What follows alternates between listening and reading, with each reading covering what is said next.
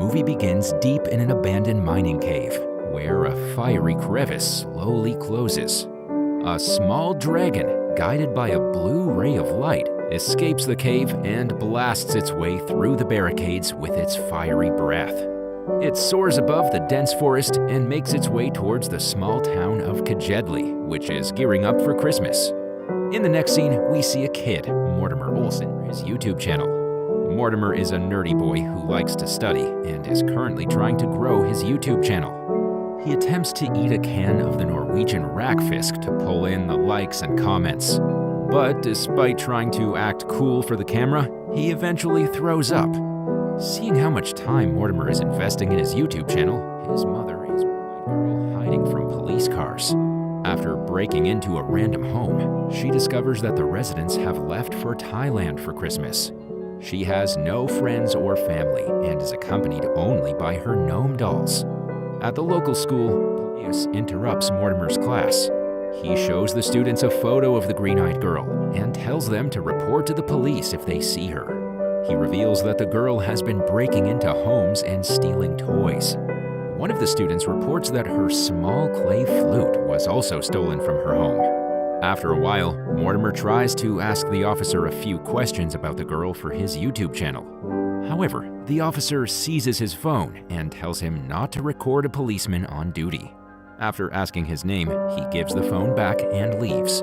This humiliates the poor boy in front of the entire class, and they make fun of his YouTube channel. After school, Mortimer makes his way to the principal's office. The principal turns out to be none other than his father. He shows a dragon costume he's kept in his office and says that he's going to hang out with his friends at a themed party. He then asks Mortimer to feed his friends goldfish for money. Elsewhere, as the green-eyed girl is relaxing in the home she's broken into, an animal crashes into the basement. She sets up a trap to catch the animal, thinking it's a cat. But just then, Mortimer arrives at the scene. Turns out he's here to feed the goldfish. The girl narrowly avoids being seen, and Mortimer leaves, forgetting his mobile phone behind. In the meantime, her trap catches the animal, which turns out to be a fire-breathing dragon. She feeds the dragon and tends to the wounds on its wing. Because of this kind gesture, the giant beast starts liking her. Just then, Mortimer returns for his mobile phone and catches her red-handed. He threatens to call the police, but stops when she promises to show him something epic. She then displays the dragon, taking him by complete surprise. Mortimer wants to film it and post it, but promises he won't reveal the secret to anyone. However, when he gets home, he makes a video about a secret he cannot reveal and posts it on his YouTube channel. He sleeps, paying little attention to how many views his video would attract. In the meantime, Officer Mateus is going from door to door around the neighborhood, asking for the girl's whereabouts. He's narrowed down the possible areas where he might find her. Meanwhile, Mortimer asks his father about dragons. The latter appears to be a huge dragon enthusiast, so he lends his son 2 books on them. Shortly after, Mortimer returns to the house where the dragon is hiding. He gave a girl, and she reveals that her name is Sarah. With the help of the books, the 2 kids then discover that there are portals deep in the mountains that lead to a separate world of dragons. The book also says that some dragons can grant wishes to whoever helps them. As they're engaged in their research, they realize that the dragon has pooped all over the living room. As a result, both of them have to reluctantly clean it up. Upon returning home, Mortimer is delighted to find out that his last YouTube video has received lots of comments and likes. He makes another video promising to reveal the secret if he gets 1,000 likes. The following day, Sarah wakes up to find that the dragon isn't sleeping by her side. Just then, Mortimer arrives to feed the goldfish. The kids watch helplessly as the dragon eats the goldfish right before them. When confronted, it lets out a fireball aimed at Mortimer. Sarah saves him, but the Christmas tree catches fire and triggers the smoke alarm. Because of the incident, Mortimer's father rushes in to check if everything's okay. Sarah runs outside and introduces herself to Mortimer's father to prevent him from entering the house. Mr. Olsen is slightly taken aback by the new face in the neighborhood. Nevertheless, he invites her over to his house for dessert.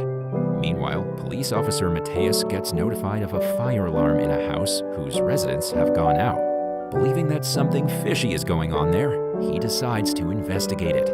When the kids get back inside the house, they see that the living room is all messed up.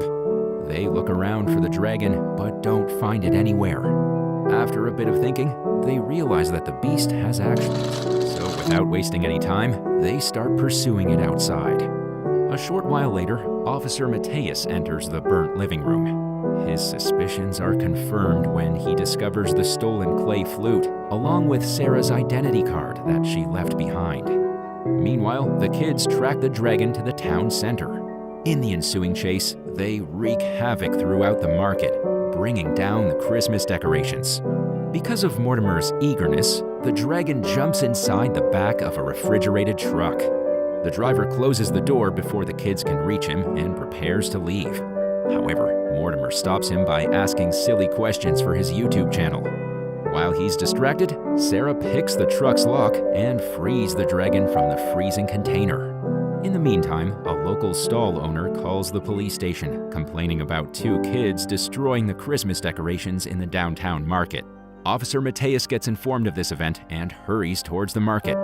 But before he reaches there, the kids have already left with the dragon inside a crate. In the next scene, when they arrive at the house Sarah had broken into, they learn that it has already been sealed by the authorities.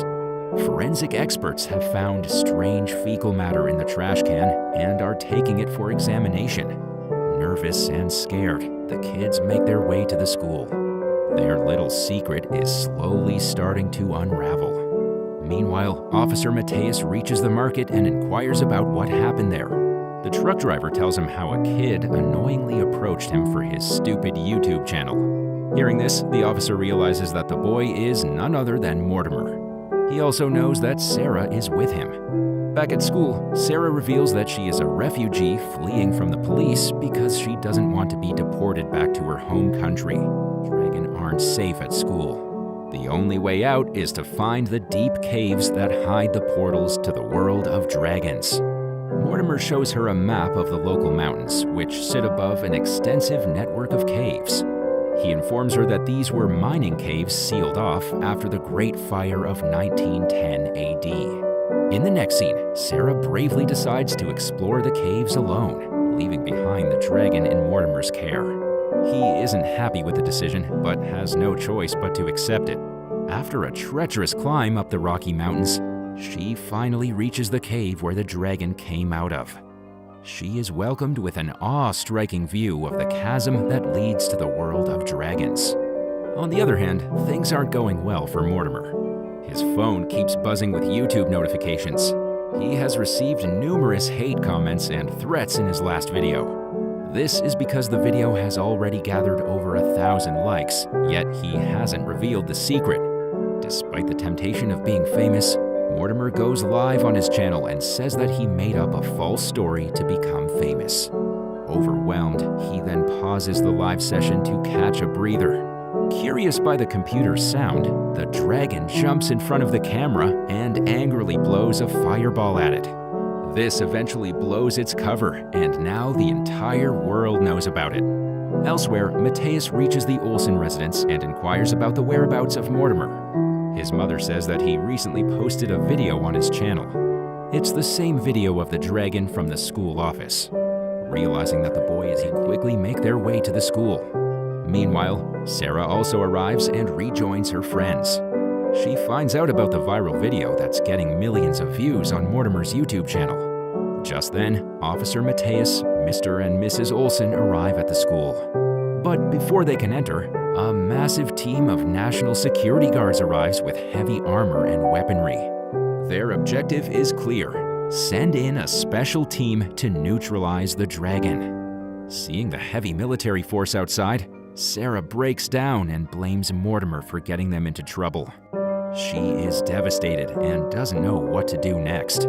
Soon, a special ops agent enters the school in a hazmat suit and a special neutralizer gun. Witnessing this, Mortimer urges his friends to keep faith in him and hide. He then grabs a bedsheet and cleverly puts it over the special ops agent. This buys enough time for Sarah and the dragon to escape to the roof. Mortimer then grabs the dragon costume his father kept in the office and goes to the school entrance. The special ops agents aren't sure what they're looking at and shoot a tranquilizer dart at him. While all this is happening, Sarah encourages him to fly away. At first, it doesn't comply, but when she keeps on insisting, it puts her on its back, lunges forward from the roof, and flies away. But before they can make their exit, Officer Mateus sees them. So he, along with the others, start following them to the mountains. Shortly after, the dragon and Sarah reach the cave in the mountains. They share a final hug before she bids him goodbye. As she makes her way down the mountain, she sees that the police force is out in numbers, led by Officer Mateus. She knows there is no running away now, and finally surrenders. However, Officer Mateus reveals that she has misunderstood the whole thing. The police aren't after her because they want to deport her back to her country. Instead, they wanted to place her in a foster home. The poor little girl finally lets go of the months of pent-up anxiety in the form of tears. Officer Mateus then hugs her and reassures her that many people are worried about her. After a while, Mortimer also arrives there with his parents. He invites Sarah to spend the Christmas holidays with his family. The rule says that Sarah must be returned to the police station and due process must be followed. However, Officer Mateus agrees to let her spend some quality time with the Olsens in the spirit of Christmas. In the final scene, we see Sarah in the Olsen residence. She lights 4 candles, wishing for enjoyment and peace for the entire world. The movie ends as we see a dragon flying high in the sky.